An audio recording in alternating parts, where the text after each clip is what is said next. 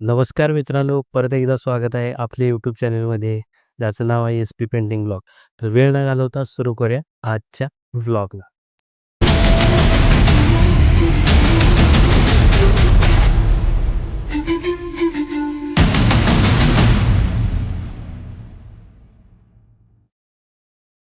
तर आपण मागच्या ब्लॉगमध्ये बघितलं होतं, की आपली पहिली स्टेप स्केचिंग जी होती, ती स्केचिंग आपली झाली होती.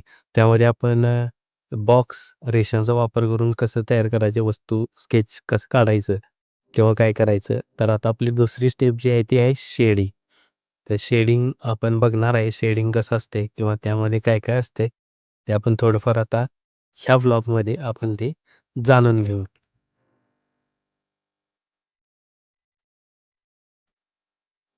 तर आपली दुसरी जी स्टेप आहे ती आहे शेडिंग.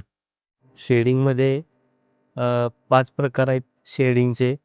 त्यातला पहिला जो प्रकार आहे तो आहे की उभ्या रेषेमध्ये आपल्याला शेडिंग करायचं आहे. उभी ज्यावेळी वस्तू येते, त्यावेळी ती उभ्या पद्धतीमध्ये आपल्याला त्याचं शेडिंग करायचं आहे. पेन्सिल नुसतेच अशी घासायची नाही पेपरवर, तर पेन्सिल उचलून ठेवायची आपल्याला. लक्षात ठेवा कधी पण शेडिंग करताना. दुसरं जे शेडिंग आहे आपलं, दुसरं जे शेडिंग असणार आहे, ते असणार आहे आडव्या रेषा. उभ्या रेषा, आडव्या रेषा. तिसरं जे शेडिंग असणार आहे आपलं, तिसरं जे शेडिंग असणार आहे, ते असणार आहे तिरक्या रेषा. तिरक्या रेषेमध्ये शेडिंग पण करता येते, कोणती पण वस्तू असेल तर. आणि चौथं जे असणार आहे, ते मिक्समध्ये असणार आहे. तिरक्या रेषा आणि त्याच्या उलट दिशेच्या तिरक्या रेषा, असं मिक्सअपमध्ये जे तिरक्या रेषांचं कॉम्बिनेशन असते, त्यामध्ये आपण ते शेडिंग करणार आहे.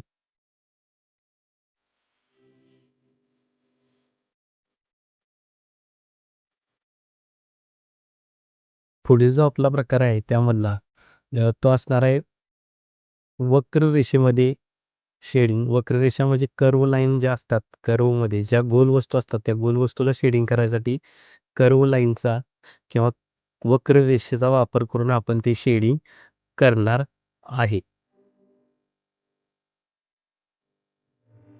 पेन्सिल नेहमी उचलूनच घ्यायची आहे. घासून घेतली तर त्याला शेडिंग होत नाही. त्याच्यामुळे पेपर खराब होऊ शकतो, हे लक्षात ठेवा. जी आपली स्टेप आहे, उभ्या रेषा, आडव्या रेषा, तिरक्या रेषा आणि मिक्सअपमधल्या तिरक्या रेषा. म्हणजे तिरकी रेष मारल्यानंतर त्याच्या उलट दिशेच्या तिरक्या रेषा, त्यामध्ये मिक्सअपमध्ये तिरक्या रेषेचं शेडिंग. आणि जे 5वं असणार आहे ते असणार आहे वक्ररेषा.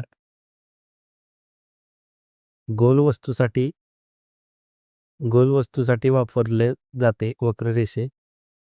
आपण गोल वस्तूला सुद्धा जरी उभ्या रेषा किंवा आडव्या रेषा, तिरक्या रेषा वापरल्या तरी सुद्धा चालतं. पण गोल वस्तूला जर वक्ररेषेमध्ये जर शेडिंग केलं, तर त्या आणि उठावदार दिसतात. ते आपण बघणार आहे आता. ते आपण मागच्या ह्याच्यात बघितलेल्या स्केचिंगसाठी सफरचंद, तेच आपण आता पुढच्या ह्याच्यामध्ये बघणार आहे, की शेडिंग कसं करायचं किंवा काय करायचं ते. तर बघू शकताय आपण मागच्या वेळी जसा चौरस घेतलेला, त्यामध्ये आणि एक छोटासा चौरस घेऊन त्याची सेंटरची रेष काढून एका साईडला ते, हे सगळे आपण स्टेप बघितलेले आहेत. ॲज इट इज फॉलो करायचे आहे आपण मागच्या व्लॉगमध्ये. जर कोणी बघितलं नसेल तर मागचा व्लॉग बघू शकता. त्यामध्ये बघून तुम्ही ते कसं ड्रॉ करायचं किंवा काय करायचं ते बघू शकता एकदम सोप्या पद्धतीमध्ये. आणि जे ऑब्जेक्ट आहे, ते 3D करण्यासाठी आपल्याला लाईट टोन, मिडल टोन आणि डार्क टोन वापरावे लागतात त्यामध्ये. तर हे फार गरजेचं आहे, की जर लाईट टोन, मिडल टोन आणि डार्क टोन जर आपल्याला कळाले, तर आपल्याला पुढे कलरिंगमध्ये सुद्धा ते आपल्याला एक सोप्या पद्धतीमध्ये जाणार आहे. तर आपण आता बघणार आहे, की कशा पद्धतीमध्ये आपण याला स्केचिंग करणार आहे. आत्ता आपली खरी प्रॅक्टिस इथून सुरू होणार आहे.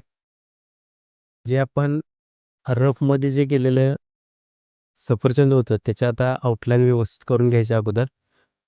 हे आउटलाईन झालेलं आहे. एकदम सोप्या पद्धतीमध्ये हे सगळं मी तुम्हाला समजावून सांगत आहे.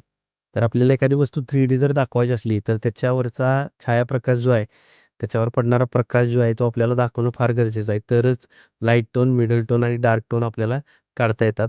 तर आपण फक्त एक फोल्डरमध्ये जागा फक्त त्याच्या निश्चित करायच्या आहेत, की लाईट टोन कुठे, डार्क टोन कुठे आणि मिडल टोन कुठे. तर आपण ते बघू शकतोय. आपण ते केलेलं आहे आता. आणि आता आपण खऱ्या पद्धतीमध्ये कसं करायचं कर्व्ह लाईनमध्ये आपण त्याचं शेडिंग करणार आहे. तर बघू शकताय आपण आता ते त्या पद्धतीमध्ये कर्व्हमध्ये गोल वस्तूला वक्ररेषेमध्ये आपण आता ते शेडिंग करत आहोत.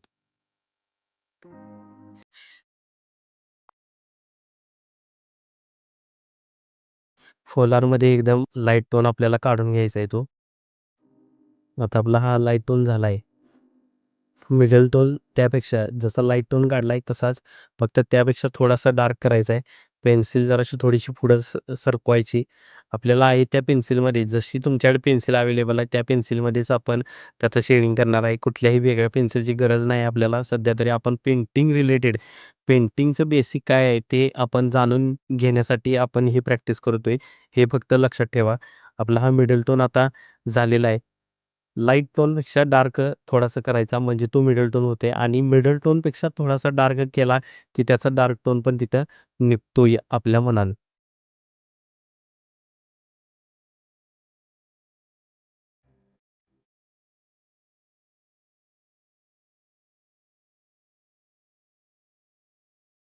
तर आपण या पद्धतीमध्ये आता डार्क टोनसुद्धा आपण केलेला आहे. तर आता हे जे सगळं केलंय, हे आपल्याला आता मर्ज करायचं आहे.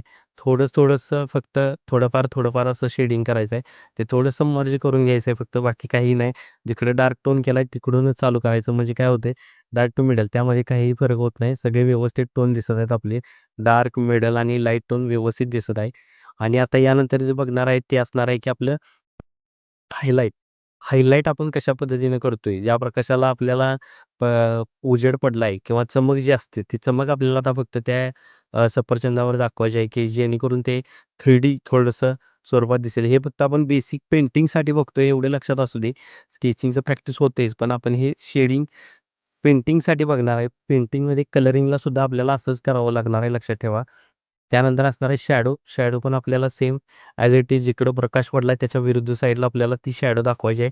डार्क टू लाईटमध्येच शॅडो असते कधी पण लक्षात ठेवा. जशी जवळ असेल तशी डार्क आणि जशी लांब जाईल तशी ती लाईट होत जाते. हे फक्त बेसिक आहे. हे लक्षात असू दे. याचं प्रॅक्टिस तुम्ही करा. याचं प्रॅक्टिस केलं की तुम्हाला आपल्या मनालाच ते सगळं अ, येत राहील. येत जाणार आपल्या मनात फक्त प्रॅक्टिस महत्त्वाचं आहे. आणि जर कोण चॅनलवर नवीन असलं तर लाईक करायला, सबस्क्राईब करायला, शेअर करायला विसरायचं नाही. आता आपण भेटणार आहे आपल्या पुढच्या व्लॉगमध्ये. कलरिंग कसं करायचं ते बघणार आहे. तोपर्यंत धन्यवाद.